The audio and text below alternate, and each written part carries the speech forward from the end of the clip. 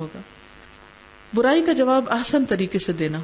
عن عائشہ رضی اللہ عنہا ان یہود اتوا النبی صلی اللہ علیہ وسلم فقالوا السلام علیکم فقالت عائشہ علیکم ولعنکم اللہ وغضب اللہ علیکم قال مہلا یا عائشہ علیک بالرفق وإیاک والعنف والفحش قالت اولم تسمع ما قالوا قال اولم تسمع ما قلت رددت علیہم فیستجاب لی فیہم ولا یستجاب لہم فیہ.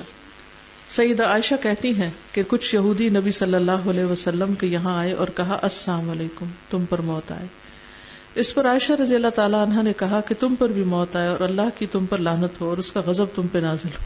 لیکن آپ صلی اللہ علیہ وسلم نے فرمایا ٹھہرو عائشہ، نرمی اختیار کرو. اب دیکھیے کس موقع پہ کہہ رہے ہیں، یعنی دشمنوں کے لیے نرمی اختیار کرو اور سختی اور بد زبانی سے بچو. عائشہ نے عرض کیا آپ نے ان کی بات نہیں سنی؟ آپ نے فرمایا تم نے انہیں میرا جواب نہیں سنا؟ میں نے ان کی بات انہی پر لوٹا دی اور ان کے حق میں میری بد دعا قبول ہو جائے گی لیکن میرے حق میں ان کی بد دعا قبول نہ ہوگی. یعنی جب چھوٹی بات سے مطلب حل ہو جائے تو لمبی باتوں کا فائدہ نہیں.